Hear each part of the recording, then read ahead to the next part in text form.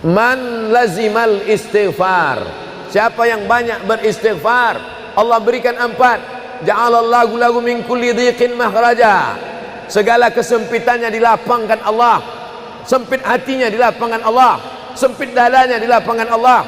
Wali wa min kulli hammin faraja, segala kesusahannya diberikan Allah kemudahan, susah rezekinya, susah hidupnya, susah pikirannya, susah urusannya dimudahkan Allah. Wa razaqahu min haitsu la yahtasib, diberi Allah rezeki dari jalan yang tidak disangka-sangka, yang tidak diduga-duga datang rezeki itu. Siapa yang menjanjikan? Nabi Muhammad SAW. Nabi bicara dari mana? Wa ma yantiqu 'anil hawa in huwa illa wahyun yuha. Dia bicara bukan mengikuti hawa nafsunya, melainkan dari wahyu yang dibawa oleh Jibril dari Allah Subhanahu wa taala.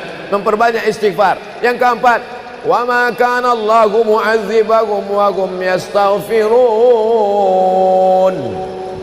Allah tidak akan menurunkan azab wa hum yastaghfirun selama mereka mampu beristighfar. Oleh sebab itu, kenapa tsunami tidak datang? Kenapa gunung tidak meletus? Kenapa air yang dari laut tidak naik ke darat? Kenapa tidak terjadi gempa bumi? Masih ada di Sidrap yang beristighfar. Masih ada orang yang bangun malam salat sunat taubat menjelang subuh. Wabil ashari yastaghfirun, menjelang azan subuh, di waktu sahur dia memperbanyak istighfar. Sependek-pendeknya astaghfirullah, agak panjang astaghfirullahalazim, lebih panjang astaghfirullahalazim alladzi la ilaha illa huwal hayyul qayyum wa atubu ilaih. Yang lebih afdal sayyidul istighfar, Allahumma anta rabbi la ilaha illa anta khalaqtani wa ana 'abduka wa ana 'ala 'ahdika wa wa'dika mastata'tu a'udzu bika min syarri ma sana'tu abu'u laka bi ni'matika 'alayya wa abu'u bi dhanbi faghfirli fa innahu la yaghfiru dzunuba illa anta. Dibaca dia setelah subuh, dijaga Allah sampai zuhur. Dibaca setelah zuhur, dipelihara sampai asar. Dibaca selepas asar, dijaga sampai maghrib. Dibaca sehabis maghrib, dijaga sampai isya. Dibaca habis isya, dijaga sampai subuh. Allahumma anta rabbi la ilaha illa anta khalaqtani wa ana 'abduka, aku hambamu, wa ana 'ala ahdika, aku dalam perjanjian denganmu, wa wa'dika, aku dalam MOU denganmu, mastata'tu, sesuai kemampuanmu. Abu ulaka bi ni'matika alayya, aku datang menghadapmu dengan nikmatmu, nikmat mata, nikmat telinga, nikmat otak, nikmat hati, nikmat buah pinggang, nikmat kaki, nikmat tangan. Wa abu bi dzambi, tapi justru aku datang membawa dosa. Aku datang membawa nikmat, tapi justru aku datang membawa dosa. Dosa telinga, dosa mata, dosa lidah, dosa hati. Mestinya aku datang membawa nikmat, datang membawa pahala.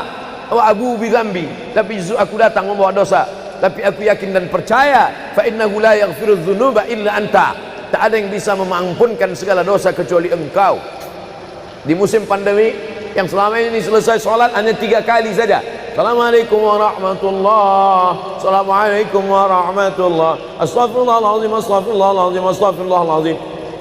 Diperbanyak istighfar. Wallahi, kata Nabi Muhammad SAW, Nabi bersumpah, wallahi demi Allah, inilah astaghfiru ila rabbi wa atubu ilaih, aku beristighfar kepada Allah, aku bertaubat kepada Allah mi'ata marrah, 100 kali sehari semalam. Jadi kita pun bisa beristighfar 100 kali sehari semalam. Kalau kita hitung jari kita ini sendinya ada 20, 1, 2, 3, 4, 5, 6, 7, 8, 9, 10, 11, 12, 13, 14, 15, 16, 17, 18, 19, 20. 20 sendi.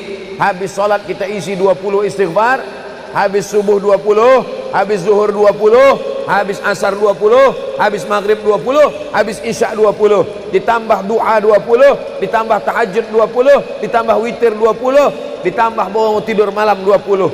Hanya sekali putaran tulang-tulang sendi. Kata Nabi, likulli sulama minkum sedekah, setiap tulang-tulang sendi ini mesti ada sedekahnya. Apa maksud sedekah tulang sendi? Sedekah orang kaya dengan uangnya, sedekah kita dengan sedekah tulang sendi. Astaghfirullahalazim, astaghfirullahalazim, astaghfirullahalazim, astaghfirullahalazim, astaghfirullahalazim. Allah menjanjikan balasan-balasan yang disampaikan oleh Nabi Muhammad sallallahu alaihi wasallam. Tapi di antara yang paling afdal di antara zikir ini semua adalah afdalul zikri la ilaha illallah. Tidak ada zikir yang paling afdal daripada la ilaha illallah. Maka kita baca la ilaha illallah, la ilaha illallah, la ilaha illallah, ditutup dengan kalimatu haqqin 'alaiha nahya, dengan itu kita hidup, wa 'alaiha namutu, dengan itu kita mati, wa bi'anu ba'su, dengan itu kita akan dibangkitkan di padang mahsyar. Hidupnya dengan la ilaha illallah, matinya dengan la ilaha illallah. Kenapa disebut hidupnya dengan la ilaha illallah? Karena waktu awal hidupnya ayahnya mengazankan ke telinganya, asyhadu an la ilaha illallah. Itulah makna alaiha nahya, dengan itu kita hidup. Kenapa disebut alaiha namutu, dengan itu kita mati? Karena matinya ditalqinkan ke telinga sebelah kanan, la ilaha illallah. Matinya pun dengan la ilaha illallah. Wa bi'anu ba'su, nanti dia dibangkitkan di padang mahsyar juga dengan kalimat la ilaha illallah. Tapi jangan lupa, orang yang hanya berkata la ilaha illallah tidak diakui Islamnya. Orang yang hanya berkata la ilaha illallah tidak diterima amalnya sebelum dia sepasang dengan Muhammadur Rasulullah. Oleh sebab itu maka solawat, apalagi hari ini hari Jumat, Sayyidul Ayyam, kata Nabi, perbanyaklah solawat pada hari Jumat. Allahumma salli ala Sayyidina Muhammad wa ala ali Sayyidina Muhammad. Allahumma salli ala Sayyidina Muhammad wa ala ali Sayyidina Muhammad. Allahumma salli ala Sayyidina Muhammad wa ala ali Sayyidina Muhammad. Khusus pada hari Jumat. Hari yang lain kita berselawat, tapi pada hari Jumat maka kita perbanyak solawat, solawat, solawat, solawat. Inna salatakum ma'rudatun alayya. Solawat kamu dari rumah kamu, dari tempat kamu bersolawat. Solawat orang sidrap dibawa ke Masjid Nabawi. Salawat orang sidrap dibawa ke makam Nabi. Allahumma salli ala Sayyidina Muhammad dari Masjid Agung Sidrap dibawa ke Masjid Nabawi di kota Al-Madinah Al-Munawwarah. Lalu kemudian sahabat bertanya, kaifa salatuna ma'rudatun alaika wa qad arimta? Bagaimana salawat kami dibawa ke makammu padahal engkau sudah mati, meninggal dunia? Bukankah orang yang mati itu tidak hidup? Bukankah orang mati itu dimakan cacing tanah? Apa jawab Nabi? Innallaha harramal arda ajsadal anbiya. Allah mengharamkan tanah memakan jasad para nabi. Jadi sahabat Nabi itu rasional. Sahabat Nabi itu berpikir. Sahabat Nabi itu bukan hanya diam. Sahabat Nabi itu bukan hanya nerima saja. Sahabat Nabi itu bertanya, bagaimana mungkin salawat kami bisa dibawa ke makammu padahal kau sudah mati dimakan cacing tanah? Nabi menjawab, innallaha harramal arda ajsadal anbiya. Allah mengharamkan tanah memakan jasad para nabi. Hari Jumat, pagi Jumat, petang Jumat, malam Jumat, memperbanyak salawat lebih daripada hari biasanya. Allahumma salli ala Sayyidina Muhammad wa ala ali Sayyidina Muhammad. Membaca surat Al-Kahfi. Man qara'a surat Al-Kahfi yaumal jumu'ati. Siapa yang membaca surat Al-Kahfi hari Jumat, pagi Jumat, siang Jumat, sore Jumat, malam Jumat, adha'a lahu min nur. Allah berikan dia cahaya, pencerahan, terang pandangannya, terang matanya, terang pikirannya, terang hatinya. Kalau sudah gelap, kita suntuk. Makanya anak kecil tidak boleh mati lampu. Kalau ada anak kecil malam mati lampu, nafasnya bisa sesak. Kenapa sesak? Sempit dadanya. Itu maknanya kalau Allah kasih kita terang cahaya karena membaca surat Al-Kahfi hari Jumat. Tapi jangan sampai menyuruh orang baca surat Al-Kahfi, ternyata yang ceramah ini belum baca surat Al-Kahfi. Bacalah surat Al-Kahfi. Ustaz sudah baca? Oh, saya ngajak aja. Enggak. Sebelum ceramah saya baca dulu. Malam Jumat, tadi malam. Habis sholat tahajud, duduk, baca surat Yasin, baca surat Al-Kahfi. Supaya waktu menyampaikannya plong. Karena kalau kita hanya menyuruh saja tidak mengamalkannya, terasa di dalam hati. Bacalah surat Al-Kahfi. Pembohong. Oleh sebab itu saya mengajak, tapi saya sudah baca duluan. Man qara'a surat Yasin lailatal Jum'ah. Siapa yang membaca surat Yasin malam, tidak hanya malam Jumat. Man qara'a Yasin fi lailatin, tak ada disebut malam Jumat. Siapa yang baca surat Yasin pada suatu malam, malam Senin, malam Selasa, malam Rabu, malam Kamis, malam Ahad, malam Jumat, ghufira lahu, asbaha maghfuran lah. Waktu subuh dia sudah diampunkan Allah. Adapun surat Al-Kahfi tadi malam, malam Jumat, pagi Jumat, siang Jumat, sore Jumat, sampai nanti sebelum matahari tenggelam. Dan dari salat asar sampai matahari tenggelam, waktu mustajab untuk berdoa, didoakan segala kebaikan-kebaikan. Sayyidul Ayyam, induk dari segala hari. Berapa banyak orang amat sangat ingin hidup di hari ini, tapi meninggal kemarin sore. Berapa banyak amat sangat ingin hidup di bulan ini, tapi sudah didahului oleh ajal, janji kepada Allah Subhanahu wa taala. Jangan ada sedetik pun waktu yang sia-sia, yang kosong hampa, tanpa kita isi dengan amal kepada Allah Subhanahu wa taala. Man shalla alayya salatan, siapa yang bersolawat satu kali, sallallahu alaihi biha asyra, Allah balas 10 kebaikan. Huttan anhu asyara sayiat, ditutupi 10 kesalahan. Wa rufi'at lahu asyara darajat, dinaikkan 10 darajat tingkatan kemuliaan. Satu kali salawat 10 dosa diampunkan, 10 kebaikan pahala dituliskan, 10 derajat kemuliaan diangkat, dinaikkan di hadapan Allah Subhanahu wa taala. Oleh sebab itu maka hari ini kita perbanyak solawat, pertemuan solawat, berjumpa dengan orang bersolawat. Dan kita memang melakukan tradisi-tradisi itu. Ketika ada orang mau menikah bersolawat, anaknya akikah bersolawat, acara walimah bersolawat, khotib khutbah Jumat kalau tidak bersolawat batal Jumatnya. Orang yang sedang sholat kalau dia tidak bersolawat, menurut mazhab Syafi'i batal sholatnya. Orang yang berdoa kalau tidak bersolawat, doanya tergantung tidak dikabulkan Allah. Majlis kita kalau tidak ada selawat, maka majlis itu berubah menjadi majlis antanajifah, majlis mangkai, majlis busuk, majlis berbau. Oleh sebab itu tidak ada cara lain menolak ini semua adalah dengan cara bersolawat, solawat dan solawat. Itu poin yang ketiga. Poin yang keempat, di antara menjauhkan kita dari bala ini, tolak bala ini adalah shadaqatus sirri tadfa'u mitatas su'. Sodakoh menolak bala, mati su'ul khotimah. Makanya dulu kita ada istilah sodakoh tolak bala, sodakoh menolak musibah, sodakoh menolak bencana, sodakoh menolak wabah. Oleh sebab itu maka yang selama ini biasa bersedekah kepada anak yatim, biasanya menyambut Ramadan, jangan lagi tunggu bulan Ramadan, datangi rumah anak yatim, makan mereka, sembako beras mereka, masukkan ke dalam karung 10 kilo, gula sekilo, minyak sekilo, susu saset, ikan sarden, masukkan, berikan. Ini dengan niat menolak segala musibah, segala bencana, segala wabah. Orang-orang yang mati itu kalau dia ditanya Allah Subhanahu wa taala, hai mayit, hai orang yang mati, seandainya ku kasih kau hidup lagi, mau apa tidak? Mereka amat sangat ingin hidup. Apa kata mereka? Kami ingin hidup. Laula akhartani ila ajalin qarib, kasihlah kami hidup ya Allah qarib, sebentar, sekejap, semenit, sedetik saja. Kalau aku kasih kau hidup, kau mau apa? Kata Allah. Mereka menjawab, dalam Al-Quran diceritakan, laula akhartani ila ajalin qarib, kalau kau kasih aku hidup walaupun sedetik saja, fa as-saddaqa, aku mau bersedekah ya Allah. Kenapa orang mati itu tidak berkata, kasih aku hidup sedetik saja, aku mau haji dan umrah? Tidak ada. Kasih aku sedetik saja, aku mau pergi berjihad? Tidak. Kasih aku sedetik saja, aku mau sholat sepanjang malam? Tidak. Mereka mengatakan, fa'as-saddaqa, aku mau bersedekah. Mengapa orang mati itu kalau dihidupkan mau bersedekah? Dijawab oleh para ulama, karena haji dan umrah balasannya nanti setelah hisab masuk surga. Al-hajjul mabrur, haji yang mabrur, laisa lahu jaza illal jannah, balasannya surga. Tapi sedekah balasannya sudah didapatkan ketika dikubur.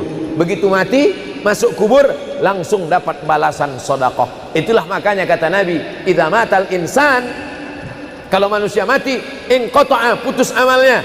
Tapi ada yang tak putus, shadaqatun jariyah, sedekah yang mengalir. Belum bangkit dari kubur, belum padang mahsyar, belum hisab, belum timbangan amal, belum meniti titian siratal mustaqim, balasannya sudah nampak. Itu kehebatan sedekah dibandingkan amal yang lain. Oleh sebab itu sedekah ini luar biasa. Shadaqatus sirri tadfa'u mitatas su', sedekah menolak mati su'ul khatimah, sedekah menolak bala. Man lazimal istighfar, siapa yang banyak beristighfar, Allah berikan 4. Ja'alallahu lahu min kulli dhiqin makhraja, segala kesempitannya dilapangkan Allah, sempit hatinya dilapangkan Allah, sempit dadanya dilapangkan Allah. Wali wa min kulli hammin faraja, segala kesusahannya diberikan Allah kemudahan, susah rezekinya, susah hidupnya, susah pikirannya, susah urusannya dimudahkan Allah. Wa razaqahu min haitsu la yahtasib, diberi Allah rezeki dari jalan yang tidak disangka-sangka, yang tidak diduga-duga datang rezeki itu. Siapa yang menjanjikan? Nabi Muhammad SAW. Nabi bicara dari mana? Wa ma yantiqu 'anil hawa in huwa illa wahyun yuha, dia bicara bukan mengikuti hawa nafsunya, melainkan dari wahyu yang dibawa oleh Jibril dari Allah Subhanahu wa taala. Memperbanyak istighfar. Yang keempat, wa ma kana Allahu mu'adzibahum wa hum yastaghfirun, Allah tidak akan menurunkan azab wa hum yastaghfirun selama mereka mau beristighfar. Oleh sebab itu, kenapa tsunami tidak datang? Kenapa gunung tidak meletus? Kenapa air yang dari laut tidak naik ke darat? Kenapa tidak terjadi gempa bumi? Masih ada di Sidrap yang beristighfar, masih ada orang yang bangun malam salat sunat taubat menjelang subuh, wabil ashari hum yastaghfirun, menjelang azan subuh di waktu sahur dia memperbanyak istighfar. Sependek-pendeknya astaghfirullah, agak panjang astaghfirullahalazim, lebih panjang astaghfirullahalazim alladzi la ilaha illa huwal hayyul qayyum wa atubu ilaih. Yang lebih afdal sayyidul istighfar, Allahumma anta rabbi la ilaha illa anta khalaqtani wa ana 'abduka wa ana 'ala 'ahdika wa wa'dika mastata'tu a'udzu bika min syarri ma sana'tu abu'u laka bi ni'matika 'alayya wa abu'u bi dhanbi faghfirli fa innahu la yaghfiru dzunuba illa anta. Dibaca dia setelah subuh, dijaga Allah sampai zuhur, dibaca setelah zuhur, dipelihara sampai asar, dibaca selepas asar, dijaga sampai maghrib, dibaca sehabis maghrib, dijaga sampai isya, dibaca habis isya, dijaga sampai subuh. Allahumma anta rabbi la ilaha illa anta khalaqtani wa ana 'abduka, aku hambamu, wa ana 'ala ahdika, aku dalam perjanjian denganmu, wa wa'dika, aku dalam MOU denganmu, mastata'tu, sesuai kemampuanmu. Abu ulaka bi ni'matika alayya, aku datang menghadapmu dengan nikmatmu, nikmat mata, nikmat telinga, nikmat otak, nikmat hati, nikmat buah pinggang, nikmat kaki, nikmat tangan. Wa abu bi dzambi, tapi justru aku datang membawa dosa. Aku datang membawa nikmat, tapi justru aku datang membawa dosa. Dosa telinga, dosa mata, dosa lidah, dosa hati. Mestinya aku datang membawa nikmat, datang membawa pahala. Wa abu bi dzambi, tapi justru aku datang membawa dosa. Tapi aku yakin dan percaya, fa innahu la yaghfiru dzunuba illa anta, tak ada yang bisa mengampunkan segala dosa kecuali engkau. Di musim pandemi yang selama ini selesai sholat hanya 3 kali saja.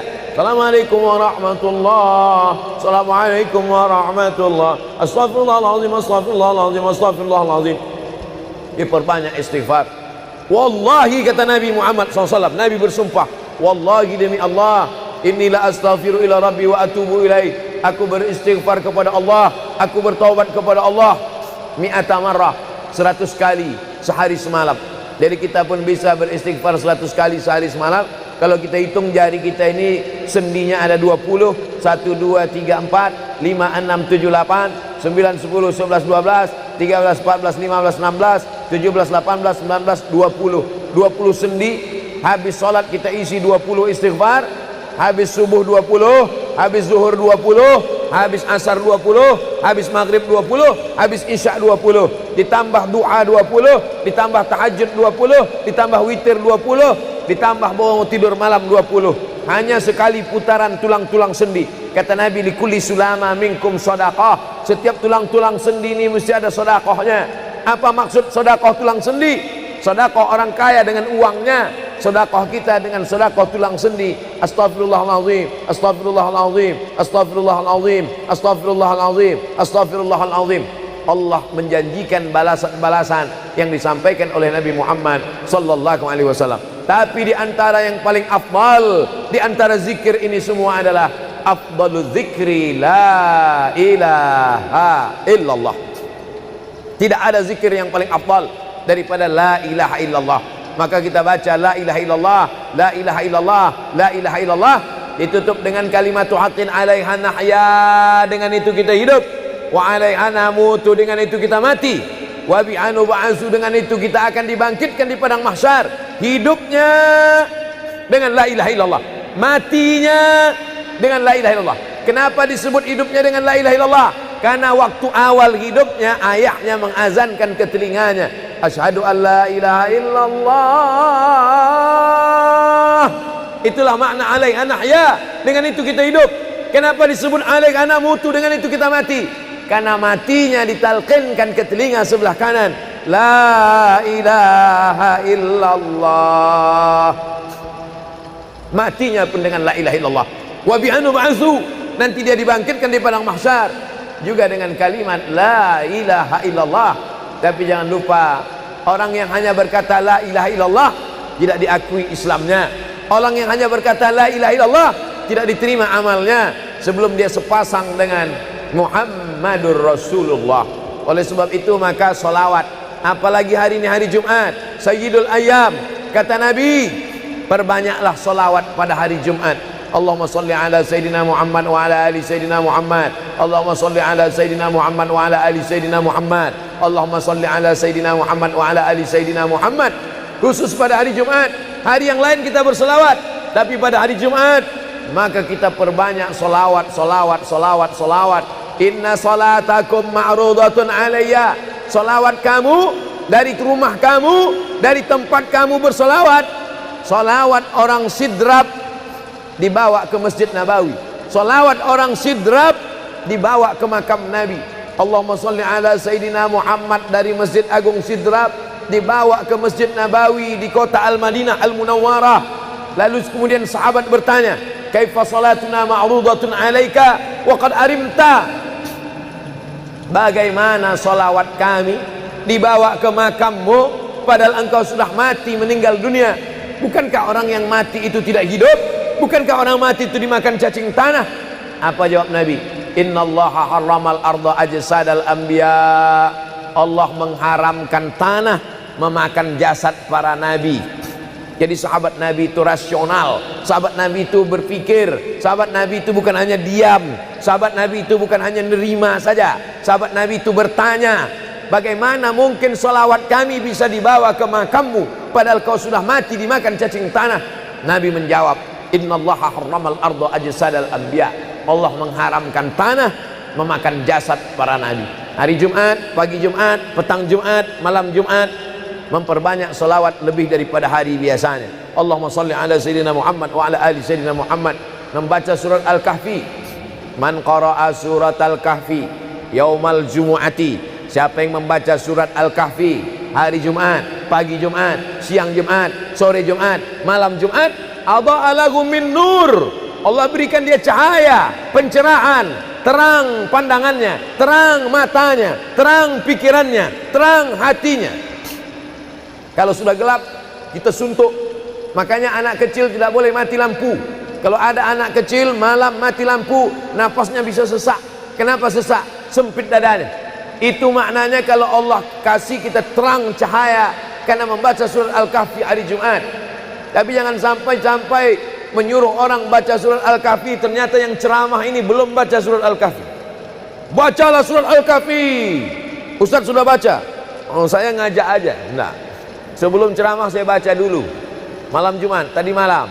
Habis sholat tahajud, duduk, baca surat Yasin, baca surat Al-Kahfi. Supaya waktu menyampaikannya plong. Karena kalau kita hanya menyuruh saja tidak mengamalkannya, terasa di dalam hati. Bacalah surat Al-Kahfi. Pembohong. Oleh sebab itu saya mengajak, tapi saya sudah baca duluan. Man qara'a surat Yasin lailatal Jum'ah. Siapa yang membaca surat Yasin malam, tidak hanya malam Jumat. Man qara'a Yasin fi lailatin, tak ada disebut malam Jumat. Siapa yang baca surat Yasin pada suatu malam, malam Senin, malam Selasa, malam Rabu, malam Kamis, malam Ahad, malam Jumat, ghufira lahu, asbaha maghfuran lah. Waktu subuh dia sudah diampunkan Allah. Adapun surat Al-Kahfi tadi malam, malam Jumat, pagi Jumat, siang Jumat, sore Jumat, sampai nanti sebelum matahari tenggelam. Dan dari salat asar sampai matahari tenggelam, waktu mustajab untuk berdoa, didoakan segala kebaikan-kebaikan. Sayyidul Ayyam, induk dari segala hari. Berapa banyak orang amat sangat ingin hidup di hari ini, tapi meninggal kemarin sore. Berapa banyak amat sangat ingin hidup di bulan ini, tapi sudah didahului oleh ajal, janji kepada Allah Subhanahu wa taala. Jangan ada sedetik pun waktu yang sia-sia, yang kosong hampa, tanpa kita isi dengan amal kepada Allah Subhanahu wa taala. Man shalla alayya salatan, siapa yang bersolawat satu kali, sallallahu alaihi biha asyra, Allah balas 10 kebaikan. Huttan anhu asyara sayiat, ditutupi 10 kesalahan. Wa rufi'at lahu asyara darajat, dinaikkan 10 darajat tingkatan kemuliaan. Satu kali salawat 10 dosa diampunkan, 10 kebaikan pahala dituliskan, 10 derajat kemuliaan diangkat, dinaikkan di hadapan Allah Subhanahu wa taala. Oleh sebab itu maka hari ini kita perbanyak solawat, pertemuan solawat, berjumpa dengan orang bersolawat. Dan kita memang melakukan tradisi-tradisi itu.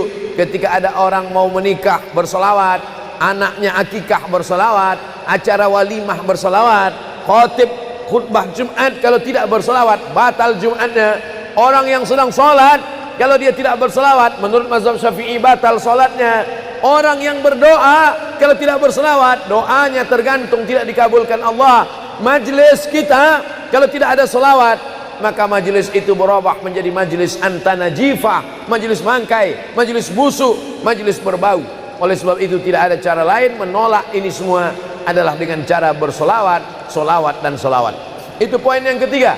Poin yang keempat, di antara menjauhkan kita dari bala ini, tolak bala ini adalah shadaqatus sirri tadfa'u mitatas su'. Sodakoh menolak bala, mati su'ul khotimah. Makanya dulu kita ada istilah sodakoh tolak bala, sodakoh menolak musibah, sodakoh menolak bencana, sodakoh menolak wabah.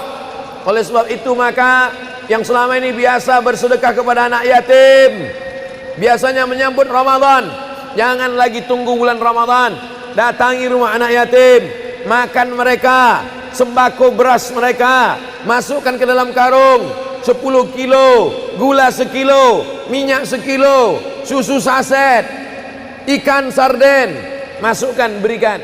Ini dengan niat menolak segala musibah, segala bencana, segala wabah. Orang-orang yang mati itu kalau dia ditanya Allah Subhanahu wa taala, hai mayit, hai orang yang mati, seandainya ku kasih kau hidup lagi, mau apa tidak? Mereka amat sangat ingin hidup. Apa kata mereka? Kami ingin hidup. Laula akhartani ila ajalin qarib, kasihlah kami hidup ya Allah qarib, sebentar, sekejap, semenit, sedetik saja.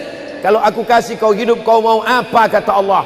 Mereka menjawab, dalam Al-Quran diceritakan, laula akhartani ila ajalin qarib, kalau kau kasih aku hidup walaupun sedetik saja, fa as-saddaqa, aku mau bersedekah ya Allah. Kenapa orang mati itu tidak berkata, kasih aku hidup sedetik saja, aku mau haji dan umrah? Tidak ada. Kasih aku sedetik saja, aku mau pergi berjihad? Tidak. Kasih aku sedetik saja, aku mau sholat sepanjang malam? Tidak. Mereka mengatakan, fa'as-saddaqa, aku mau bersedekah. Mengapa orang mati itu kalau dihidupkan mau bersedekah?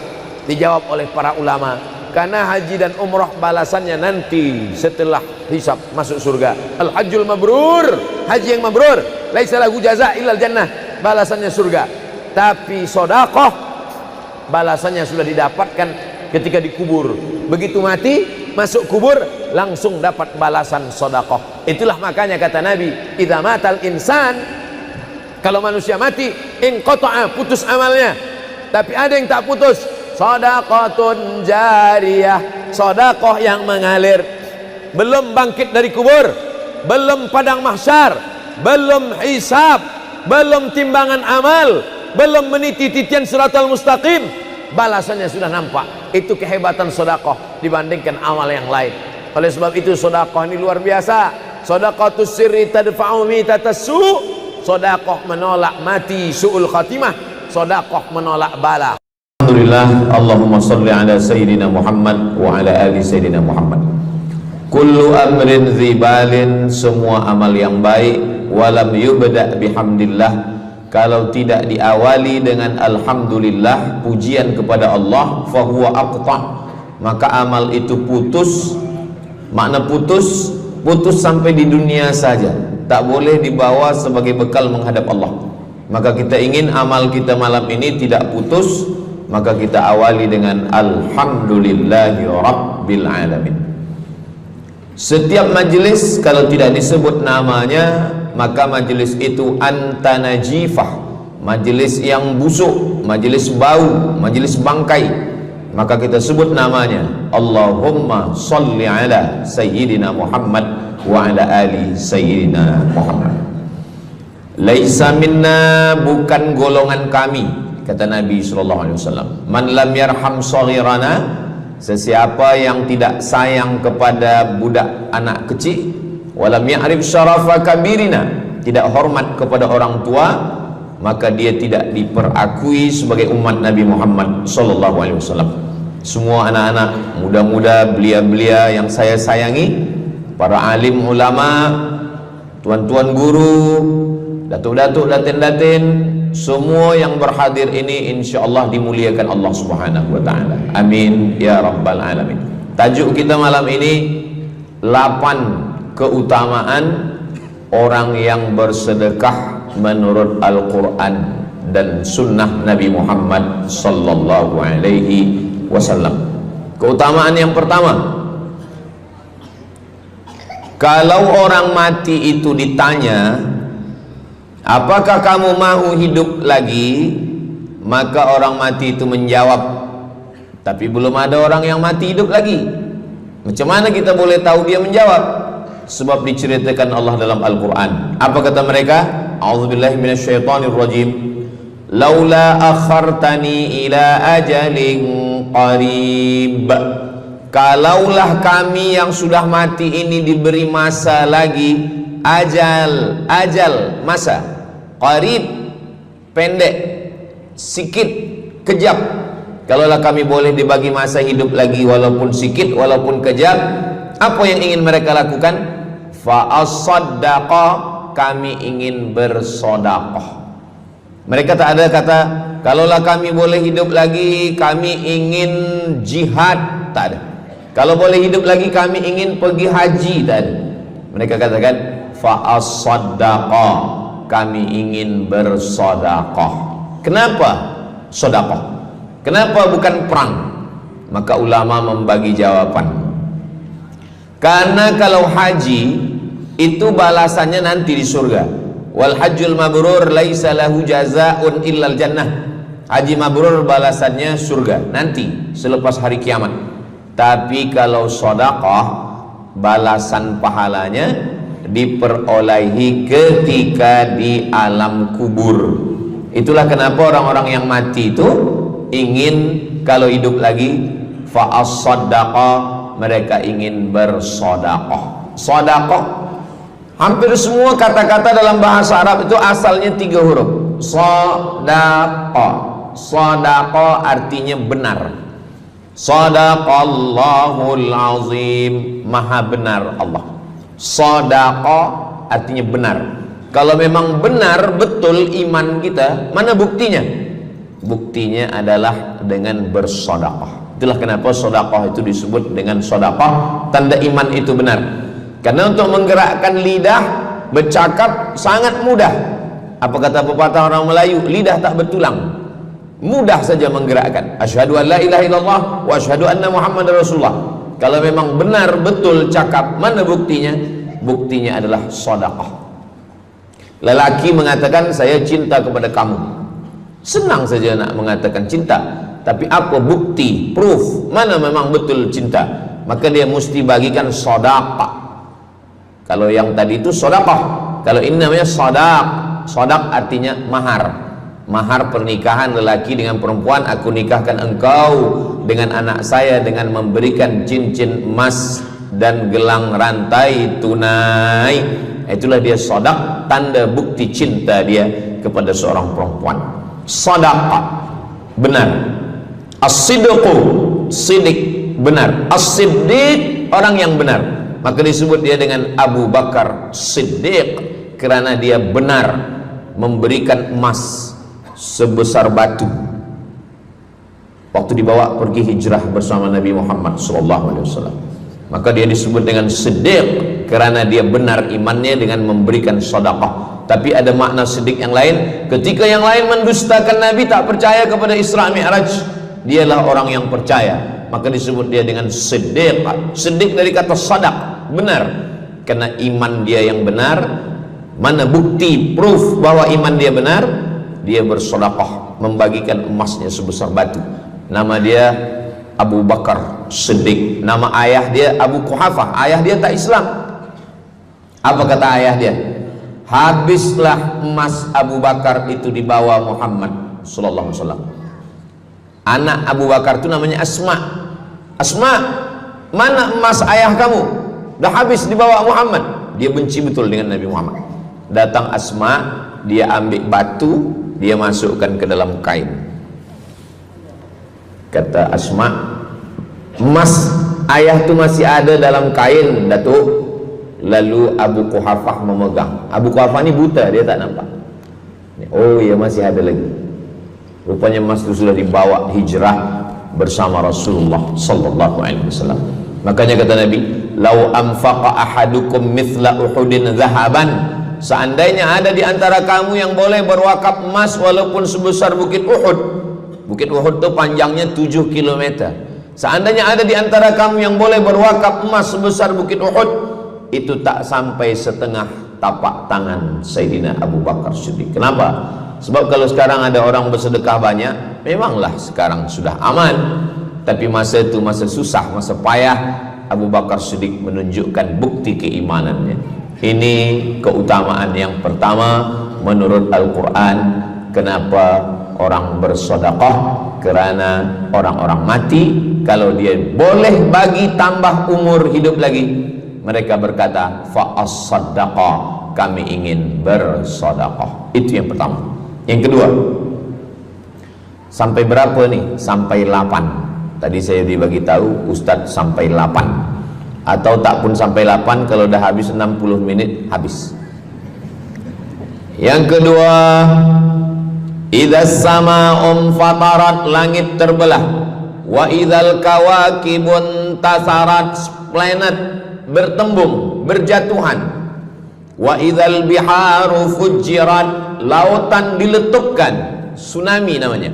Wa idzal qubur bu'athirat, semua yang dikubur dibangkitkan. Selepas itu kita pun bangkit dari kubur. Innama amruhu idza arada syai'an ayyaqula lahu kun fayakun. Bila kita bangkit, tak ada atap, tak ada dinding, tak ada pokok kayu, semua gunung-gunung macam bulu kambing dihembus angin. Wa takunul jibalu kal ihnil manfush, macam bulu kambing dihembus angin. Di mana kita bernaung? Di mana kita berlindung? Kata Nabi sallallahu alaihi wasallam. Ini yang kedua. Kullu mri'in tahta zilli sadaqatihi, orang akan bernaung di bawah sedekah. Bukan bernaung di bawah haji, bukan bernaung di bawah sembahyang, bukan bernaung di bawah puasa, tapi tempat bernaung atap adalah sedekah. Tapi jangan sebab kita kaji sedekah malam ni, esok subuh tak sembahyang. Awak tak sembahyang, kita bernaung di bawah sedekah. Betul, memang bernaung di bawah sedekah, tapi tiangnya sembahyang. As-salatu imaduddin, sembahyang, salat itu adalah tiang daripada agama. Maka tempat kita berlindung, tempat kita bernaung nanti adalah sedekah. Ada yang tenggelam kerana peluh saking panasnya, ada yang tenggelam kerana peluh sampai ke lutut, ada sampai ke pinggang, ada sampai ke leher, ada yang tenggelam habis. Tapi ada orang yang merasa sejuk, selesa. Kenapa? Kullu mri'in tahta zilli sadaqatihi, orang akan bernaung di bawah sedekah. Orang-orang yang membina masjid, macam mana mahalnya masjid, jutaan ringgit, maka ketika dia mati menghadap Allah Subhanahu wa taala, semua kepanasan, semua terik matahari sejengkal dari ubun-ubun kepala, tapi ada orang yang tahta zilli sadaqatihi, dia akan bernaung di bawah sedekah. Mudah-mudahan panjang umur, Allah bagi kita rezeki supaya kita boleh bernaung di bawah sedekah kita nanti insyaallah. Kita masa siang 12 jam, malam 12 jam, tapi di akhirat nanti 50 alfasanah, 50.000 tahun, belum tentu lagi diputuskan di pengadilan Allah Subhanahu wa taala. Datang orang menghadap Nabi Adam, wahai Adam, kami sudah kepanasan, kami tak tahan di padang mahsyar ini. Kata Nabi Adam, saya malu menghadap Allah. Dulu kata Allah, la taqraba hadhihi syajarah, jangan dekati pokok kuldi, fatakuna minaz zalimin, nanti engkau jadi orang zalim. Fa azallahuma syaitan, tapi digoda syaitan. Lalu kemudian Nabi Adam bertaubat. Doa yang paling tua doa Nabi Adam, Rabbana zalamna anfusana wa illam taghfir lana wa tarhamna lanakunanna minal khasirin. Datang mereka menghadap kepada Nabi Nuh. Cepatlah Nabi Nuh menghadap kepada Allah supaya diputuskan mahkamah ini. Kata Nabi Nuh, saya malu menghadap Allah. Anak saya Kan'an, masa saya panggil, ya bunayya, wahai anak saya Kan'an, irkam ma'ana, ayo mari naik ke atas perahu sampan ayah.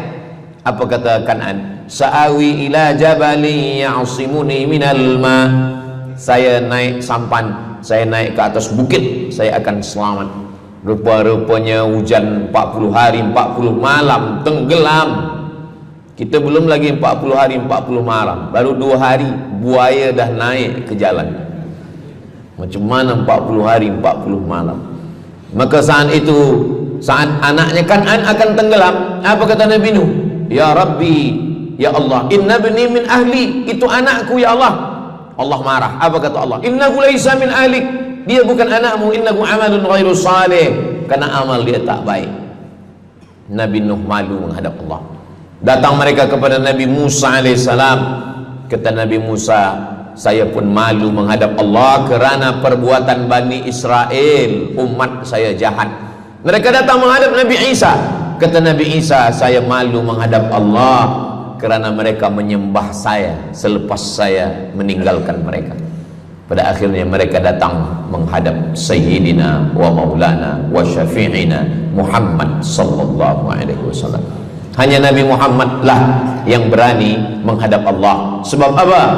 Sebab dia umatnya. Maka walaupun kita umat yang paling kecil, umur paling pendek, badan paling tidak bertenaga, tapi kita adalah umat yang pertama nanti yang akan diputuskan perkara, dan kita adalah umat yang pertama akan masuk ke dalam surga Allah Subhanahu wa ta'ala. Maka banyak mereka yang ingin menjadi umat Nabi Muhammad. Bahkan Nabi Musa pun ingin menjadi umat Nabi Muhammad sallallahu alaihi wasallam. Masa Umar bin Khattab datang membawa lembaran-lembaran Taurat, Nabi berkata, apa itu wahai Musa? Taurat. Nabi Muhammad SAW memanggil, mari Taurat. Lalu Nabi Muhammad mengkoyak. Apa kata Nabi?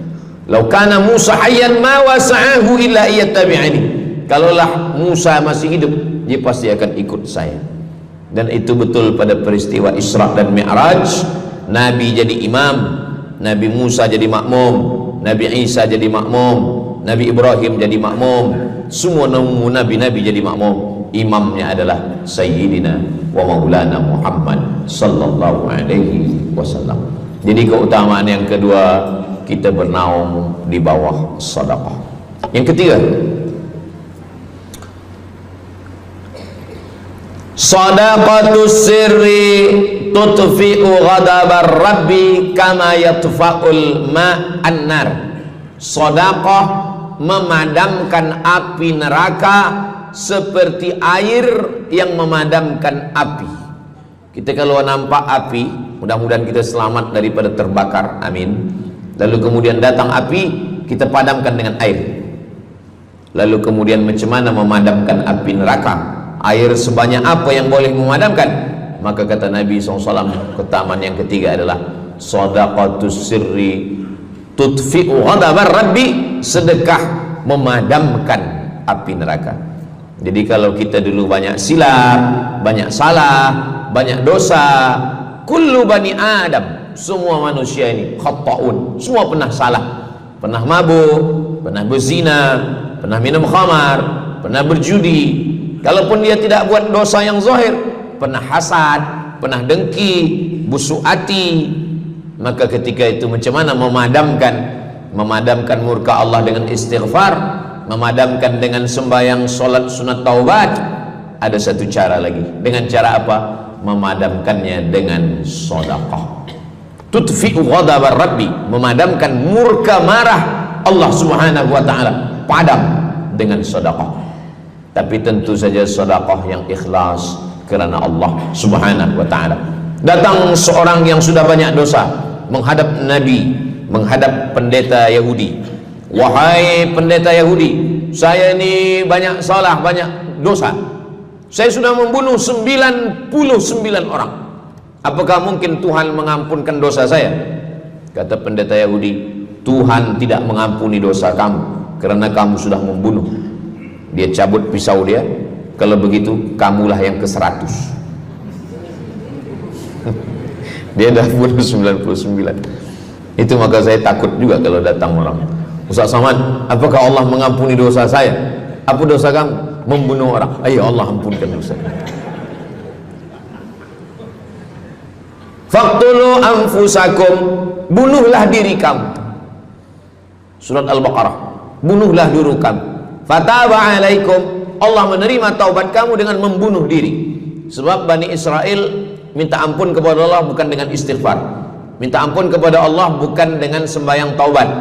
Bani Israel kalau dia minta ampun kepada Allah dulu zaman Nabi Musa, dia ambil pedang, dia ambil parang panjang, dia cari orang yang sama-sama berdosa. Saya ada dosa, saya cari tuan-tuan yang ada dosa. Tuan ada dosa? Ada. Kita nak bertaubat? Ya, ayo kita. Nanti kita sama-sama cincang. Nanti tuan cincang saya cincang tuan. Kita sama-sama mati, baru Allah ampunkan dosa. Faqtulu anfusakum, bunuhlah diri kamu. Fataba alaikum, Allah menerima taubat kamu. Tapi syariat Nabi Muhammad sallallahu alaihi wasallam, ma min muslimin yuznibu dzamban, kalau ada yang silap khilaf salah, summa yatatahhar, mandi taubat. Apalagi kita di Bandar Seri Begawan, bila tadi pesawat terbang nak landing turun, nampak cantik laut keliling. Jadi siapa nak mandi taubat, pergi ke laut. Kalau sampai ke tengah laut, bukan cuma dosa hilang, orangnya hilang sekali. Aku mandi taubat, saya mandi taubat. Selepas mandi taubat, tak boleh mandi taubat, wudu. Tak boleh wudu, tayamum. Selepas itu sembahyang sunat taubat, usolli sunnatat taubat raka'ataini lillahi ta'ala. Dosanya perlu sebut, jangan sebut. Ada seorang lelaki, maaf, nafsu dia tinggi. Lalu di jalan dia nampak perempuan. Selepas itu maaf, dia cium. Selepas itu dia datang ke Nabi, dia mengadu, ya Rasulullah, tadi saya melakukan begini-begini. Tegak Umar bin Khattab, Allah sudah tutupi, kenapa kamu bukakan di hadapan orang ramai? Allah mengampuni manusia kecuali al-mujahirun. Al-mujahirun menampakkan dosanya dan bangga dengan dosanya. Ini orang akhir zaman ini sekarang banyak mujahirun. Dia mabuk, dia live streaming. Hai guys, dah mabuk ke malam ni? Ini al-mujahirun. Maka ulil amri mesti ambil hukum. Tapi orang yang pernah berdosa, pernah silap, pernah salah, jangan cerita lagi, tutup. Suami-suami kalau bertobat kepada Allah, mengadu kepada Allah, cukup. Jangan cerita ke istri. Allah menerima, istri tak terima. Jadi taubat cukup kepada Allah Subhanahu wa taala, mengadu dah. Bangkit tahajud malam minta kepada Allah. Jangan suara kuat-kuat. Cukup. Sebab tidak semua kejujuran boleh diterima orang lain. Tak semua perempuan boleh menerima kejujuran. Sakit hati dia. Allah Subhanahu wa taala Maha Pengampun. Selepas itu kemudian wa asbi'is sayyi'atal hasanata, dosa-dosa silap khilaf masa lalu bagaimana menutupinya? Hasanata, perbuatan baik. sembahyang baik, sholat baik, tapi ada yang paling baik. Apa dia? Shadaqatus sirri, memperbanyak sedekah, sedekah, sedekah, memadamkan murka Allah seperti api dipadamkan oleh air. Marah itu adalah kobaran dari api neraka.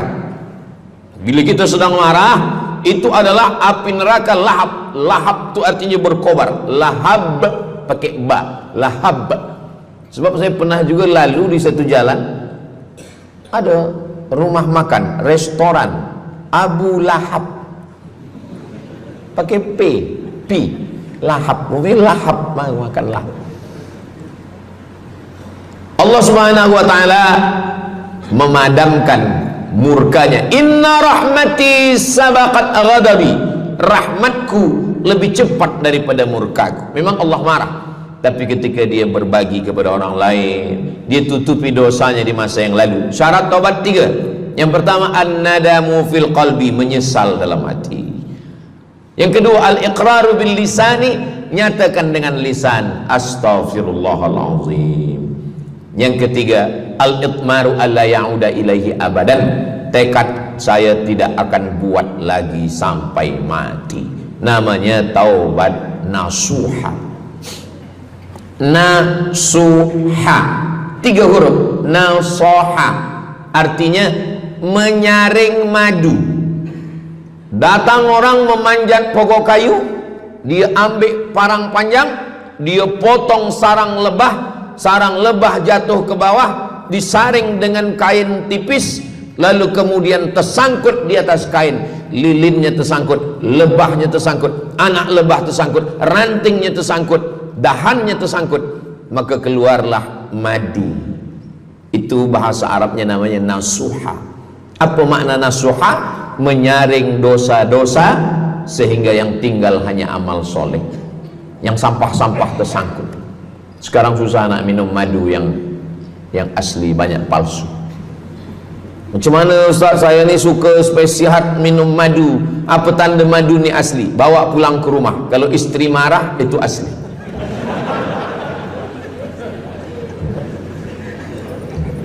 Yang keempat, ini jangan diingat, lupakan. Yang keempat, apa itu keutamaan sedekah? Kata Nabi sallallahu alaihi wasallam, as-sadaqatu, sedekah itu tadfa'u mitatassu, menolak mati su'ul khatimah. Tak ada guna amal elok baik kalau mati dalam keadaan su'ul khatimah. Kita selalu berdoa, Allahumma khtim lana bihusnil khatimah. Maka cara untuk menolak mati su'ul khatimah ini adalah dengan cara sedekah. Banyak orang mati husnul khatimah, bukan ulama, meninggal di dalam Masjidil Haram sedang pakai ihram, selepas tawaf di belakang makam Ibrahim ketika sedang sujud terakhir. Itulah mati yang paling indah. Dalam wudhu sedang sembahyang, di sujud terakhir dalam tanah haram, dalam Masjidil Haram, di belakang makam Ibrahim. Meninggal, dibawa jenazah balik. Orang datang bertanya kepada ibunya, dia masih pemuda belia, apakah dia ulama? Dia bukan ulama. Kenapa dia mulia betul? Apakah dia pernah perang ke Palestina? Tidak. 2-3 hari selepas itu datang satu perempuan membawa budak kecil. Kamu siapa? Kami adalah orang yang tiap bulan dapat kiriman beras, minyak dan makanan dari pemuda ini. Saya maaf, seorang janda, ini anak-anak saya, dan dia selalu bagikan uang dia untuk makan kan. Jadi nanti kalau ada orang meninggal, tiba-tiba selepas itu datang janda membawa anak, itu tanda husnul khatimah. Sebab dia belum nikah, dia masih lajang. Allah menunjukkan bahwa kalau engkau berbuat sedekah, maka Allah Subhanahu wa taala memberikan keutamaan husnul khatimah. Bukan setakat diselamatkan dari su'ul khatimah, tapi mendapatkan husnul khatimah. Ada seorang dari Maghribi, dari Maroko, Mesir, Libya, Tunisia, Algeria, Maghribi. Orang Maghribi ini bermimpi. Dalam mimpinya dia berjumpa dengan Nabi Muhammad SAW. Kata Nabi, engkau pergi ke Saudi Arabia, cari di kampung ini, nanti engkau jumpai seorang pemuda, sampaikan salamku kepada dia, katakan dia penghuni surga. Malam pertama mimpi, iya ke? Tidak ke? Jangan-jangan syaitan. Tak betul. Malam kedua mimpinya sama. Engkau pergi ke Saudi Arabia, datangi kampung ini, jumpai seorang pemuda namanya si fulan, bagi tahu ke dia, salamku untuk dia, sampaikan kepada dia bahwa dia penghuni surga. Nah, 2 kali. Ini udah agak kuat. Tunggu 3 kali, sampai 3 malam mimpinya sama. Akhirnya orang Maghrib ini terbang dari Casablanca sampai ke Jeddah. Dari Jeddah dia cari kampung yang disebut dalam mimpi. Sampai itu dia cari pemuda. Adakah di kampung ini seorang pemuda namanya si fulan? Betul. Dia tengok, biasa saja. Bukan ulama, bukan macam Musa Abdul Somad. Tak mungkin mimpi salah 3 kali betul-betul. Lalu disampaikan kepada dia, fulan, saya 3 malam bermimpi Rasul SAW menyampaikan salam kepada engkau. Assalamualaikum. Kata Nabi, engkau adalah penghuni surga. Dia pun terkejut. Saya bukan ulama, saya orang biasa. Apa amal kamu? Sembahyang saya biasa saja, puasa sunat saya biasa saja. Hanya saja saya tak pernah menyimpan hasad dendam, dan saya selalu membagikan uang kepada fakir miskin, anak yatim dan du'afa. Selepas mendapatkan itu dia pun menangis, dia pun bersedih karena dia merasa dia tak layak dicintai, karena dia merasa banyak silap, banyak salah. Rupanya rahmat Allah itu turun bukan kepada orang yang alim tapi sombong, bukan kepada orang yang kaya tapi takbur, tapi kepada orang yang hatinya hancur berkeping karena takut kepada Allah Subhanahu wa ta'ala. Selepas itu dia pun meninggal dalam keadaan husnul khatimah setelah mendapatkan janji dari Rasulullah sallallahu alaihi wasallam. Apa maknanya? Bahwa kalau kita tak boleh sembahyang sampai tegak lutut bengkak, kalau kita tak tergolong orang yang rajin puasa sunat berhari-hari, kalau kita bukan orang yang kuat berjihad fisabilillah, maka carilah satu pintu.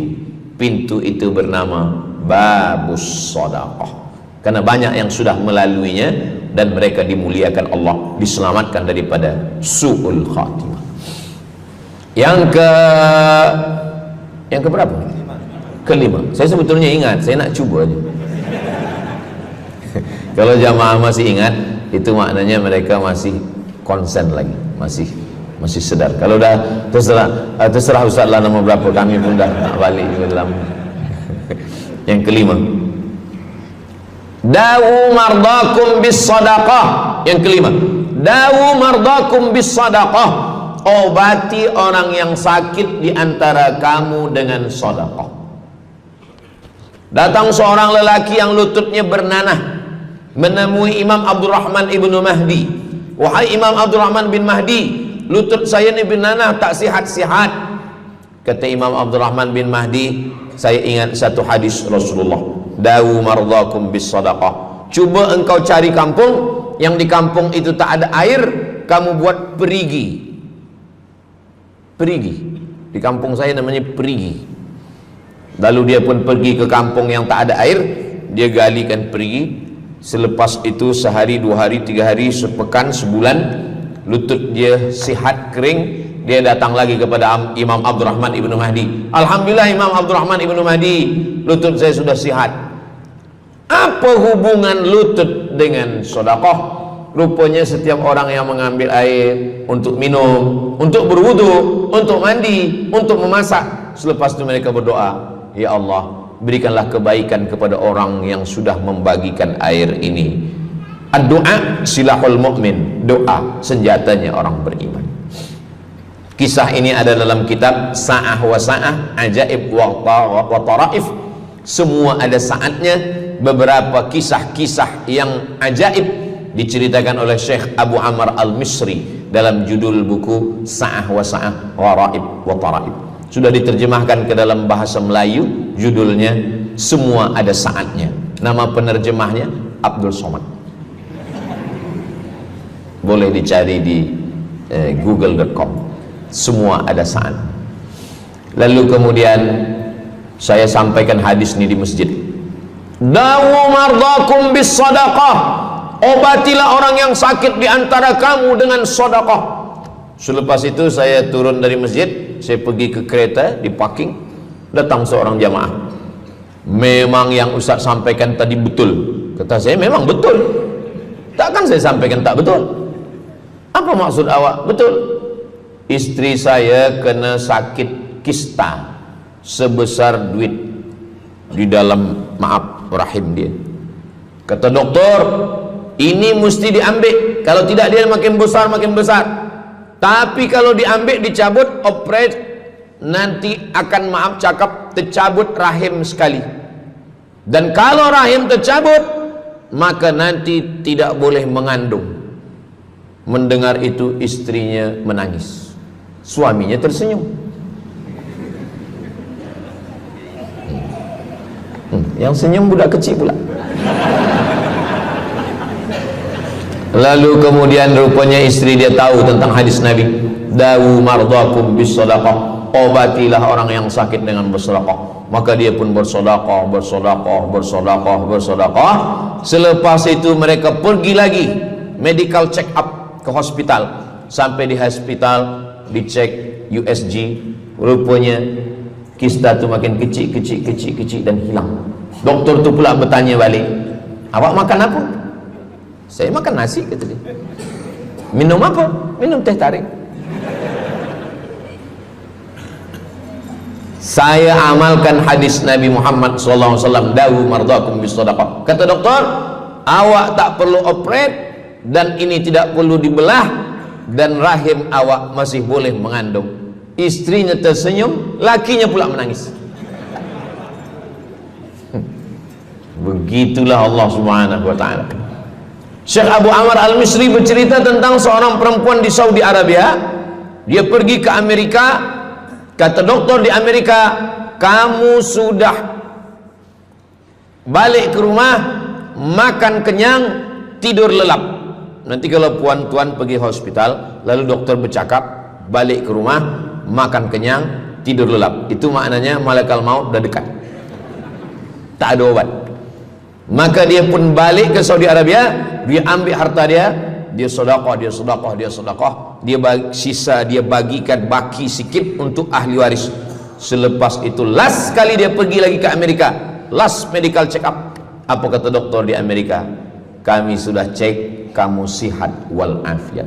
Banyak sekali orang-orang yang diberikan Allah Subhanahu wa taala keutamaan dengan sedekah, mukjizat bahwa Nabi SAW sudah meninggal dunia, tapi mukjizatnya masih ada sampai akhir zaman ini. Di antaranya adalah dawu mardakum bis sadaqah, obatilah orang yang sakit di antara kamu dengan bersedekah. Yang ketujuh, yatsba'ul mayyita salasun, yang mengiringi mayat orang mati ke liang lahat ada tiga. Yang pertama mal, bahasa Arabnya mal, orang kita menyebut mall, harta. Yang mengiringi manusia ke liang lahat, yang pertama maluhu, harta. Yang kedua ahluhu, istri, anak, menantu, kawan, jiran, sahabat. Yarji'usnani, yang dua ni balik ke rumah, anak balik, istri balik, kereta balik, semua balik. Wa yabqa wahidun, yang kekal hanya satu. Apa dia? Yang kekal hanya satu, itulah dia sedekatuhu. Sedekahlah yang kekal. Itulah kenapa orang-orang meninggal dunia.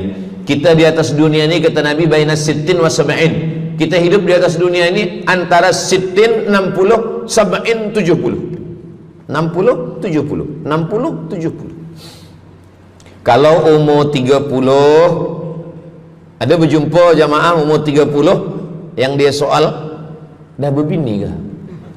Nabi ni belum. Oh. Awak dah menikah? Belum. Apa belum nikah lagi? Kejap lagi Ramadan. Takkan jaga subuh? Macam mana nak sembahyang? Macam mana nak sahur? 30. Bila 40, soalan sudah berubah. Saya ni diabetes, saya ni kolesterol, saya ni. Bila masuk 50, dah mula tanya, saya ni rabun, tak nampak lagi. Bini pun kadang tak nampak. Bini orang nampak. Bila 60, mendengar tazkirah Ustaz Somad, kunci satu, jangan tersinggung. Ada beberapa jamaah tersinggung, balik meninggal. Bukan kerana tersinggung, memang ajal dah sampai. Jadi Ustaz umur berapa? Saya lahir 18 hari bulan Mei 1977. Umur rasa 27. Umur ini bukan masalah angka, tapi masalah rasa. Semua yang hadir uban, semua yang hadir banyak uban, semua yang hadir malam ini muda. Mana muda lagi Ustaz? Kami dah tua. Ini bukan orang tua, ini orang tua yang terjebak di tubuh pemuda. Ini semua pemuda-pemuda. Siapapun yang sembahyang ke masjid, siapapun yang berjamaah, maka dia muda. Siapapun yang tidur di rumah tak sembahyang, dia sudah tua. Lautan kan kuseberangi, gunung kan kudaki, masjid kulalui. Ini orang tua semua. Jadi tua dan muda itu bukan masalah usia, bukan masalah umur, tapi masalah perasaan kita. Saya kalau ditanya orang, umur Ustaz berapa? Qamariyah apa Syamsiah? Muharram Safar apa Januari Februari? Jadi masalah umur ini insyaallah kita semua dibagi Allah kesihatan. Amin ya rabbal alamin. Yang sakit-sakit diangkat Allah penyakitnya. Amin. Jadi kata Nabi sallallahu alaihi wasallam, semuanya tinggal, wa yabqa wahidun, yang tinggal hanya satu, wa amaluhu, di antara amal adalah sedekah. Itu yang ketujuh. Nabi meninggal umur 63 tahun. Abu Bakar Siddiq 63 tahun. Imam Syafi'i lahir 150, meninggal 204. Imam Syafi'i lahir di Gaza, Palestina. Semoga Allah menolong saudara kita di Palestina. Imam Syafi'i lahir di Palestina, di Gaza 150 Hijrah. Meninggal di Fustat, Kahirah, Mesir 204. Imam Syafi'i umurnya hanya 54 tahun. 50, muda. Tapi Imam Syafi'i berada di alam barzah 204, sekarang sudah 1447, 1447 tahun. Apa maknanya? Berarti Imam Syafi'i di alam kubur sudah 1200 tahun. Soalan, lebih lama di atas tanah atau di dalam tanah? Lebih lama di alam barzah. Di alam rahim 9 bulan 10 hari. Di alam dunia 63 tahun kalau sampai. Di alam kubur menunggu hari kiamat. Imam Syafi'i sudah 1200 tahun. Tapi setiap detik, setiap menit, setiap jam, dari maghribi sampai ke Nusantara, semua orang menyebut nama Syafi'i, Syafi'i, Syafi'i, Syafi'i. Setiap kampung ada nama orang Syafi'i, setiap kawasan ada nama orang Syafi'i. Begitulah mulianya Imam Syafi'i. Kita, seandainya kita mati, berapa lama lagi kita di alam barzah? Dulu ada yang mengatakan kiamat 2012, rupanya tak jadi. Kan ada filmnya, kiamat 2012, Steven Spielberg. Tak jadi. Yas'alunaka 'anis sa'ati ayyana mursaha. Mereka bertanya kepadamu tentang hari kiamat. Qul, katakan, la ya'lamuha illa, yang tahu hanya Allah Subhanahu wa ta'ala. Pikirkan, kalau kita mati, apa yang akan mengalir? Rumah kita dijual anak kita, dibagi-bagi kepada ahli waris. Kereta kita dijual semuanya. Tapi orang yang membina masjid di Brunei Darussalam, masjid dah cantik-cantik, besar-besar, elok-elok. Tadi kami cerita tentang Muslim yang ada di Kamboja, yang ada di Vietnam, yang ada di Myanmar, kesusahan, kepayahan, yang ada di Palestin. Itu kalau kita tolong, mengalir sampai hari kiamat. Kita fikirkan apa yang akan mengalir selepas kita mati menghadap Allah Subhanahu wa ta'ala. Di antara yang pasti mengalir, anak belum tentu. Waktu kita hidup dia soleh, selepas kita mati dia stres. Na'udzubillah. Mudah-mudahan anak-anak kita semua anak-anak yang soleh-soleh. Tapi yang pasti adalah sedekah. Maka kita siapkan sedekah menolong agama Allah Subhanahu wa ta'ala. Yang ke-8, kata Nabi sallallahu alaihi wasallam, idza matal insan, hadisnya ada dalam Sahih Muslim. Idza matal insan, ada orang yang membaca hadis ini idza mata ibnu Adam. Idza mata ibnu Adam itu terjemah, bukan bunyi teks. Bunyi teksnya idza matal insan, kalau manusia mati, inqata'a, putus. Tapi banyak yang salah faham tentang hadis nih. Kamu malam ni tak ada buat kenduri orang mati, tak ada baca doa, tak ada baca yasin, tak ada baca tahlil. Idza matal ibnu Adam, kalau manusia sudah mati, putus. Jangan kirim-kirim doa lagi. Banyaklah soalan ke saya, Ustaz Abdul Somad, ya, macam mana kalau orang sudah mati tak ada anak, lalu siapa yang mendoakan dia? Kata saya, yang mendoakan dia saya. Allahumma ighfir lahu warhamhu wa'afihi wa'fu anhu. Siapa yang akan bacakan Al-Fatihah untuk dia? Saya akan bacakan Al-Fatihah. Saya tengok muka dia macam meragu, dia tak percaya Fatihah ini sampai.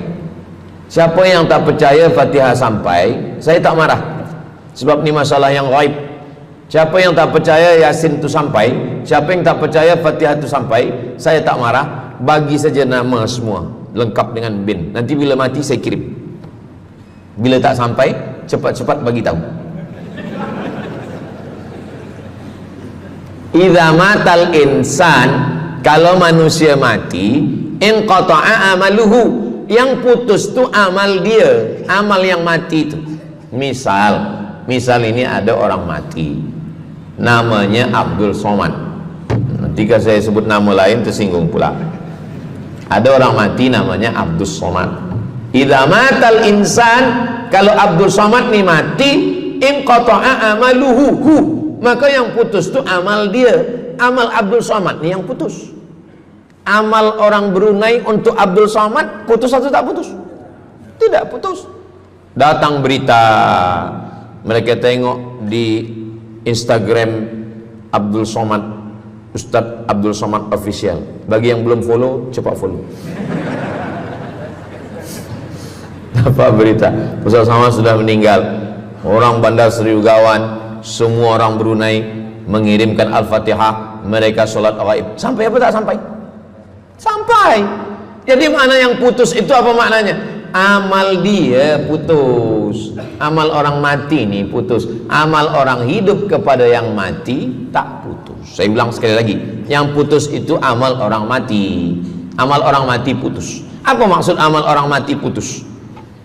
Kepada muslimin muslimat, sila datang ke masjid yang akan membagi tazkirah almarhum Abdul Somad. Itu mana putus, mana boleh tazkirah lagi. Orang mati itu amalnya putus, tapi amal orang hidup untuk orang mati tidak putus. Kalau memang putus, kenapa ada amalnya yang tak putus? Ada amal dia yang tak putus. Ini Abdul Somad mati dia, amal dia semuanya putus, tapi ada amal dia yang tak putus. Pertama, shadaqatun jariyah. Sedekah itu kan amal dia, tak putus. Sedekah dia bina masjid dia, sedekah dia tahfiz Quran. Budak-budak tahfiz Quran itu menghafal Quran, jadi tuan guru, punya murid, punya pondok, maka tak putus. Amal dia tapi tak putus. Yang kedua, ilmun yuntafa'u bih, mengajar dia, diamalkan orang, tak putus. Waladun solihun, anak soleh. Anak soleh itu maksudnya, anak soleh itu kan amal dia. Nah, itu yang banyak orang yang tak paham. Macam mana amal soleh, macam mana amal soleh itu amal kita? Macam mana anak soleh itu amal kita? Kalau istri, mohon maaf, kalau istri awak cuma awak tengok saja, apakah mungkin dia hamil? Nah, itu dah payah betul dah menjelaskan. Maknanya anak kita itu amal kita. Maka kalau kita mati, dia tetap mengalir. Bukan berarti doa orang lain tak sampai. Ini banyak orang salah faham. Selepas orang meninggal, tak usah baca doa lagi, tak usah Allah maafir lahu lagi, tak usah baca Yasin lagi, tak sampai. Maksud putus itu amal orang mati itu putus. Kalaulah putus amal orang hidup kepada orang mati, tak ada salat jenazah. Nanti kalau ada orang mengatakan tak usah baca doa, kita udah putus semua, nanti bila dia mati jangan sembayangkan. Sebab sembayang jenazah itu kan amal orang hidup untuk orang mati. Allahu Akbar, Allahumma alhamd, Allahu Akbar, Al-Fatihah, Allahu Akbar, salawat, Allahu Akbar, Allahumma maghfir lahu warhamhu wa'afihi wa'fu anhu, Allahu Akbar, Allahumma la tahrimna ajrahu wa la taftina ba'dahu wa waghfir lana wa lahu wa li ikhwana alladhina sabaquna bil iman wa la taj'al fi qulubina ghillan lil ladzina amanu rabbana innaka ra'ufur rahim. Empat itu sampai, Al-Fatihah sampai, doa sampai, Al-Fatihah sampai, solawat sampai, doa takbir 3 sampai, doa takbir 4 pun sampai. Itu maknanya amal orang hidup sampai, tapi amal orang mati putus. Apakah orang mati itu tetap beramal? Orang mati tetap beramal, tapi katanya putus. Yang putus itu amal wajib. Sholat wajib, tak wajib lagi. Puasa wajib, tak wajib lagi. Adapun amal yang tak wajib, makanya kalau ada suami yang tak mau amal wajib, suruhlah dia mati. Mana dalil ustadz bahwa orang mati tetap beramal? Waktu Nabi Muhammad SAW Isra Mi'raj, Nabi Isra Mi'raj, Nabi tengok Nabi Musa sholat di dalam kuburnya, padahal Nabi Musa sudah meninggal. Itu menunjukkan orang meninggal pun beribadah, tapi ibadah dia tidak wajib lagi. Waktu sampai di Masjidil Aqsa, Nabi Ibrahim sholat, Nabi Musa sholat, Nabi-Nabi sholat, padahal mereka sudah meninggal dunia. Itu menunjukkan bahwa orang mati beribadah, tapi ibadahnya tidak wajib. Yang kita wajib ini hanya dari akil baligh sampai kita mati. Siapa yang wajib sembahyang? Akil baligh. Siapa yang wajib puasa? Akil baligh. Siapa yang wajib haji? Akil baligh mampu. Ada orang akil, ada orang baligh tapi tak akil. Umur 15 tahun, 20 tahun, 30 tahun, baligh, umurnya sampai, tapi tak akil, tak ada akal. Rufi'al qalam, kertas, pena. Pena dia terangkat, tak mencatat. Ada 3 orang yang penanya tak mencatat. Yang pertama, anis sobi hatta yahtalim, budak kecil sampai dia mimpi akil balik. Yang kedua, anin naim hatta yastayqiz, orang tidur sampai dia terjaga. Yang pertama, budak kecil sampai akil balik. Maka kalau nak nakal waktu kecil itulah. Menyesal saya Ustaz, waktu kecil dulu baik-baik. Yang kedua, anin naim hatta yastayqiz, orang tidur sampai dia jaga tidur. Makanya kalau nak buat dosa waktu tidur. Ada seorang suami tidur, selepas itu dia terjaga, dia katakan ke istri dia, Adinda, buah hati belayan jiwa, siang dan malam terbayang-bayang, makan tak kenyang, tidur tak lelap. Abang bermimpi malam tadi. Mimpi apa? Mimpi berbini lagi. Kata istri dia, engkau tidur lagi, mimpi lagi, ceraikan dia. Macam mana nak tidur lagi? Begitulah. Tapi perempuan ini tak ada di Brunei, di kampung saya. Sini baik-baik. Orang tidur dia tidak boleh dihukum, sebab mimpi kita tak boleh buat-buat. Anil naim hatta yastayqis, orang tidur sampai dia jaga tidur. Anil majnun hatta yafiq, orang gila sampai sehat. Orang gila tak diambil hukum, tak wajib sembahyang, tak wajib puasa. Itu maka kadang isteri kalau ada lelaki tak sembahyang, abang ni gila ke? Kata, aku tergila-gila dengan kamu sayang. Jadi siapa yang wajib? Macam mana dengan orang yang pikun, hilang ingatan? Hilang ingatan bila dari mula zuhur azan sampai waktu asar habis, ingatan dia hilang, maka dia tak wajib sembahyang. Tapi bila dia ingat sekejap, dia wajib lagi. Itu pula masalahnya Ustaz. Laki saya ni hilang ingatan waktu sembahyang je. Lepas tu ingat balik berakal. Kata orang kalau sudah tua kita mengalami namanya demensia. Manusia demensia, amnesia. Amnesia tak ingat apa-apa, semua lupa. Itu maka kita bila nak pergi ke mana-mana guna helmet, sebab bila kepala ni terantuk lupa. Ada kawan saya, dia hafaz Quran 30 juz, ceramah tazkirah ke mana-mana, bawa kereta jatuh. Kata dia banyak ayat-ayat yang hilang, maka aku kalau sembahyang ayat pendek-pendek. Kata saya, bang, di kampung saya dulu kalau ada radio yang dah tua yang rosak, itu biasa kita pukul mau elok balik. Cuba antukkan sekali lagi, kata saya. Kata dia, aku takut kalau aku antukkan Fatihah ni pula hilang. Maka Islam ini datang menjaga 5. Pertama, menjaga akal. Tak boleh minum khamar, tak boleh guna khamar, narkotik. Menjaga diri, tak boleh bunuh diri. Menjaga kehormatan, tak boleh menghina orang. Menjaga agama, tak boleh membawa aliran sesat, ateis, tak percaya, kekafiran. Menjaga harta, tak boleh ada mencuri, tak boleh ada dusta, tak boleh ada akad bohong, tak boleh ada tipu, tak boleh ada gharar, tak boleh ada zulm, tak boleh ada ghish. Man ghasyana falaysa minna, siapa yang menipu kami maka dia bukan golongan kami. Jadi berdasarkan 8 keutamaan ini, kalau ingat 8-8-nya alhamdulillah.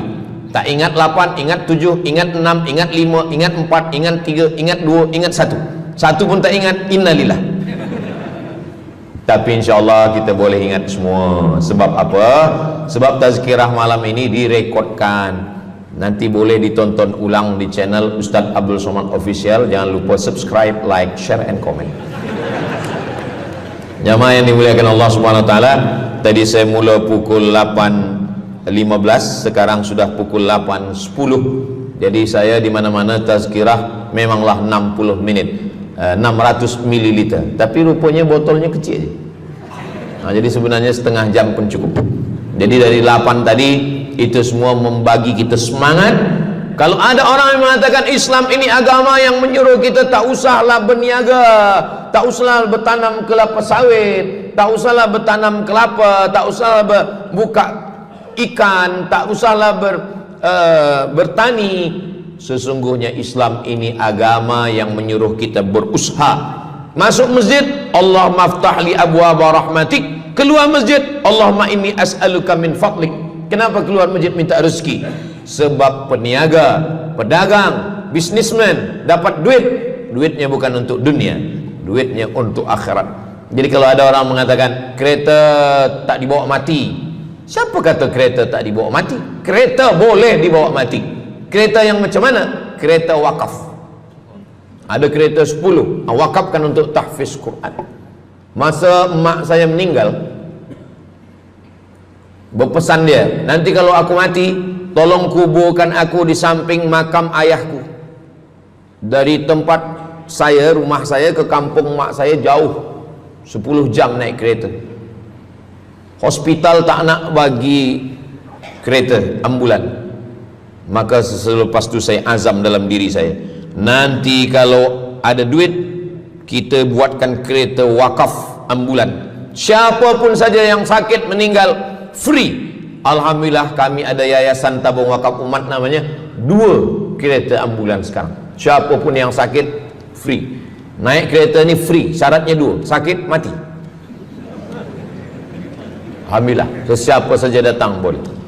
Jadi saya rasa sakit hati, dalam hati saya itu saya mesti azamkan, tekadkan ini.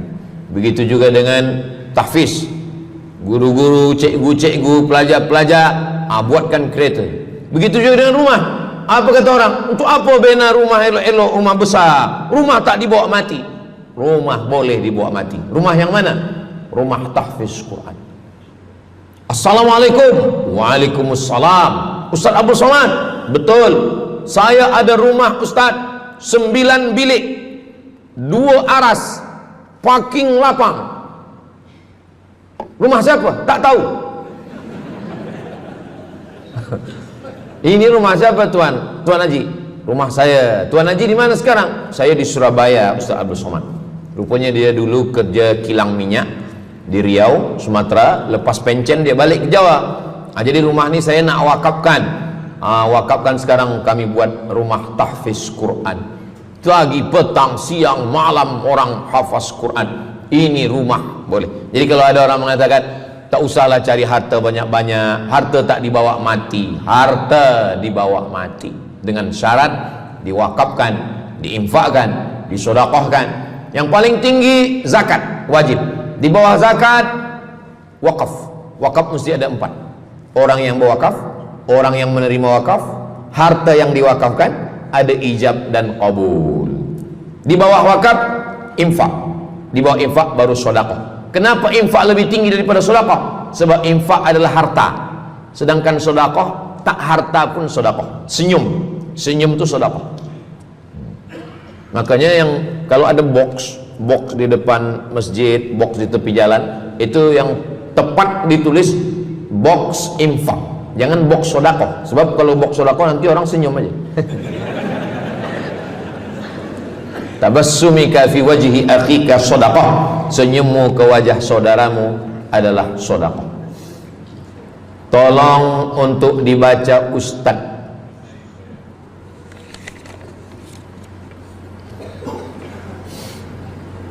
Seorang hamba yang ketika jahiliyah pernah mengambil hak orang dengan mengambil persen daripada uang infak.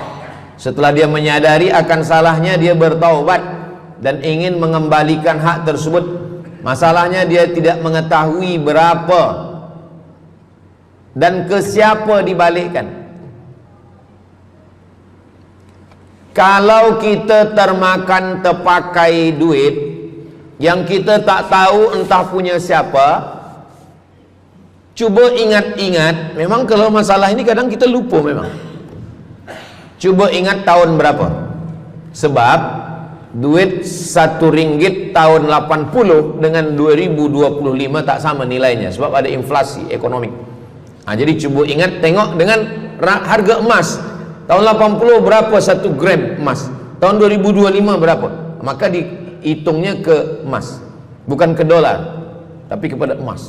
Nah, selepas kita dapat harga emas, lalu kita balikkan.